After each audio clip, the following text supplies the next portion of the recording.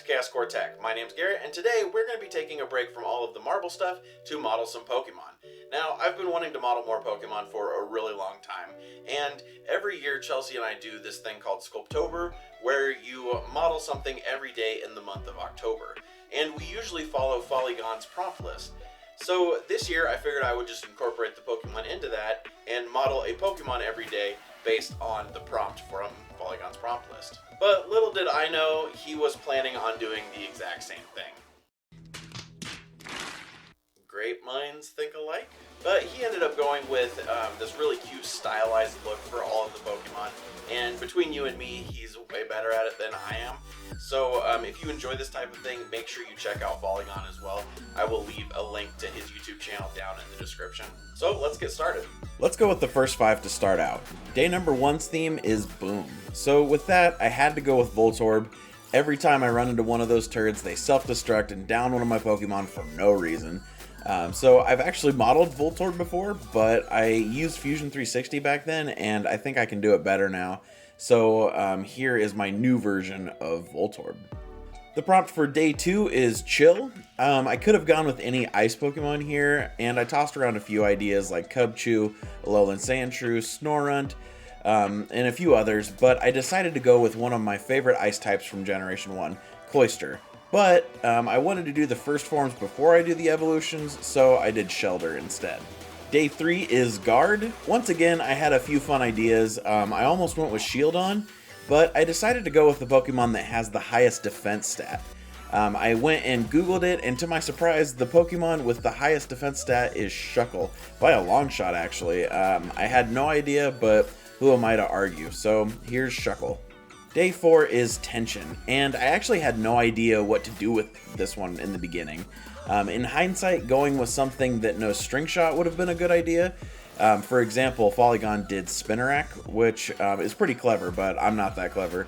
So I googled a bit, and I eventually stumbled upon the ability Unnerve, which is actually called Tension in Japan. So I used that, and I went with a Pokemon that has the Unnerve ability, Ekans.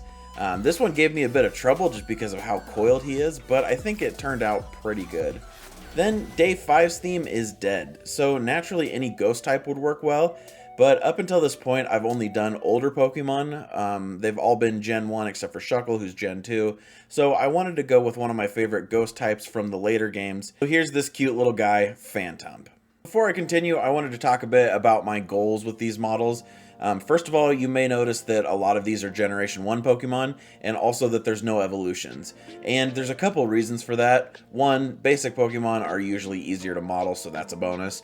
But also, I have a bigger plan for all of the Pokemon, and I wanted to start from the beginning. So I'm placing a focus on Gen 1, but I'm also going to be modeling the evolution lines in order. So for example, I'll make Charmander before I make Charmeleon, and then after that I can make Charizard. I should also mention that I'm trying to size them and scale with each other. Pokemon heights are kind of a weird thing because you don't really know exactly how they're measured, but I tried to make it somewhat consistent. Also, you may be thinking, wait, you said you would model a Pokemon for all 31 days of October, but the video title says 22 Pokemon. Well, yeah, I ran out of time. Have you tried making a full model every day? It's hard, and I'm lazy. Well, actually, I just had some other things to take care of and had to skip a couple days.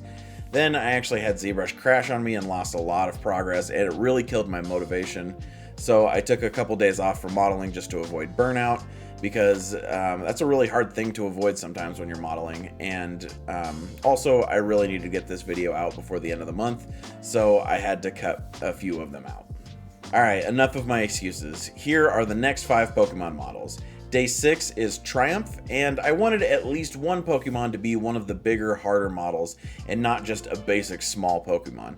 So I decided to pick the Generation 1 Pokemon that scared me the most, the legendary Pokemon that you find in Victory Road, hence the theme Triumph, Moltres. I haven't printed this one yet, mostly because I need to split it up so I can actually fit it on our printers, but I uploaded the model just in case you guys wanted to take a crack at it. Day 7 is Absorb, and my mind immediately went to the Pokemon that I associate with the attack Absorb and Red and Blue the most, and that is Oddish. I can't tell you how many Pokemon I lost to a random absorbing Oddish that kept healing itself over and over again. So I've modeled Oddish before, but I wanted to make a different pose, and here it is. Day 8 is Rain, and not all the picks can be super clever, so I went with the most on-the-nose pick for this and ended up with Castform's Rainy form. This one actually presents quite a bit of an issue when it comes to printing. It's got a transparent bulb on it, so I thought for a while how I should go about it, and I ultimately made a couple different versions. The easiest to print version is the one where I just disregard the sphere on the inside and I modeled the face on the drop itself. It still looks pretty good, but it's not super accurate. But just in case you wanted to have a more accurate one and try to get a little bit spicy, I modeled one with the sphere on the cloud and then the drop separate. So if you do end up printing and doing something cool with this, tag me, I really want to see it. Day 9 is Tasty, so I moved back to the newer Pokemon with this since there's a lot of food-based Pokemons in the newer generation. Pokemons, that's not how you say that. I went with Applin for this one. This is one of Gen 8's food-based Pokemon. He's so cute and very tiny. Also, I think this one will print without supports, so that's a bonus. Day 10 is Radiate, and I had to think quite a bit about this one because I wanted to be a little more clever about it, but in the end I couldn't really come up with anything good, so I ultimately went with a fire type since they radiate heat. This one is Magby, and I think this one came out pretty good. It's a nice fun pose anyway. I've still got plenty more Pokemon to share, but I know not everyone sticks around for the full video, so before we get too far into it, I wanted to let you guys know that if you want to download any of these models and print them for yourselves, you can get them on Thangs for free. I will put a link down in the description to all of them. Then I wanted to talk a bit about how I made them. First, I modeled them in ZBrush, then I exported them out of there and rendered them in Substance Painter. So all of the images you've been seeing here of rendered models were rendered in Substance Painter. Then we printed them all out using the Elegoo Mars 3. We actually just used Cheeto Box to slice them and just used the default settings and it worked amazingly. The printer's extremely fast. We loaded up the bed with several of these models and each batch of them only took like 2 to 4 hours to print, which is super nice, and the detail looks amazing on these things. The resin that we used was Soraya Tech Fast Creamy. It looks really, really nice. I'll put some links down in the description if you're interested in either the printer or the resin. Also, I want to take a minute to talk about this video's sponsor, Skillshare. Skillshare is an online learning community with thousands of online classes covering all sorts of different skills. There's a premium membership that gives you full access to the classes, so if you're trying to pick up a new creative skill, Skillshare can help you with all of the skills that you want to learn. It's a great place to fuel your creativity and point you in the right direction. For example, if you wanted to learn more about 3D printing and CAD design, there are a bunch of Skillshare classes that tackle those subjects. In the last video, I mentioned that I've been wanting to get better at the whole social media thing and videos in general. So with that in mind, I started taking a class by Charles Carter called Video for Beginners, Create Original and Engaging Content. I'm just trying to improve my video creation process and get better at editing in general. Also, there are a ton of 3D modeling courses for a wide variety of programs like Blender, Maya, and ZBrush, and even more than that. So whether you're trying to learn something new or improve your knowledge on an existing skill, Skillshare is an extremely useful tool. It's curated specifically for learning, meaning that there's no ads, and they're always launching new premium classes so you can stay focused and follow wherever your creativity takes you. The first 1,000 people to click the link in the description down below will get a 1-month free trial of Skillshare so you can explore your creativity. So a huge thank you to Skillshare for sponsoring this video and the continued support on the channel. Day 11 is Cocky. So what else to make than the Squirtle Squad leader? I have vivid memories of these episodes when I was a kid, and I just thought it was perfect for this prompt. But I also have a normal Squirtle model available just in case you want that instead of the one with the glasses. Day 12 is Tendril, and the first thing that came to my mind for this one was Bellsprout, so I ended up going with that. This one's going to be a hard print, even for resin, just because those little feet are so tiny. But ultimately with these Pokemon, the accuracy to the model is more important than the printability for me, so this one's just going to be a hard print. Day 13 is Punk, and I had a few different ideas written down for this, but in the end I landed on Pancham. His expression just fits this theme too well. Day 14 is Glimmer, and I immediately thought of Clefairy with the whole moon and fairy thing going on, but as you know by this point, I wanted to start with the baby forms, so I went with Cleffa instead. Cute little thing. Day 15 is where it got away from me a bit, so I ended up skipping day 15 and 16 in favor of ones that I wanted to do a little bit more, but I'll tell you what I was planning for them. Day 15 was Jelly, and I was going to go with Frillish, jellyfish, super original. Day 16 was Crush, and for that I was going to go with Machop. I just knew that Machop was going to take a little bit longer than some of the other ones, so I decided to skip him for now. The next one I ended up doing was Day 17 Flora. Really, any grass type would work great for this one, so why not go with the first grass type and the first Pokemon in the Pokédex for that matter. This one is Bulbasaur. I really enjoy his curious expression for this one. Let's take another break before I get to the final 7 of the models for this month, just because I know it's a lot to throw at you guys all at once. So all of these Pokemon models I've made for this month are up on Thangs for free. You can get links to those down in the description. But Chelsea has also been extremely hard at work modeling for the past 2 months. She did a model every day in September that she also released for free on Thangs. I'll put a link to those down below as well if you want to check those out.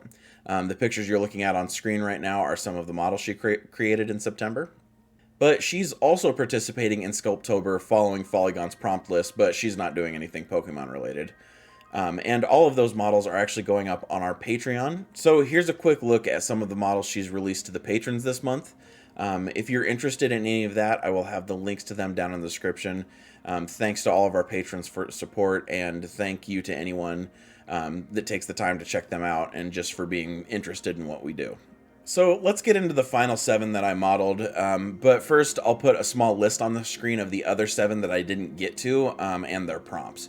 I'll probably do these eventually, but I ran out of time for this challenge. So number 18 was Transform, and I was initially going to go with Ditto, but that was a little too on the nose, so I decided to go with Caterpie because it's a caterpillar and they transform into butterflies. Number 21 was Dunce, and keeping true to my roots in the first generation and watching the anime when I was little, I had to go with the classic Dunce of the show, Psyduck. Number 24 was Ignite, and I had to go with your boy, Charmander. He was my original starter, and Charizard was the first Pokemon I ever got to level 100, so Charmander holds a special place in my heart, and he'll actually round out the starters for this month, so that's cool.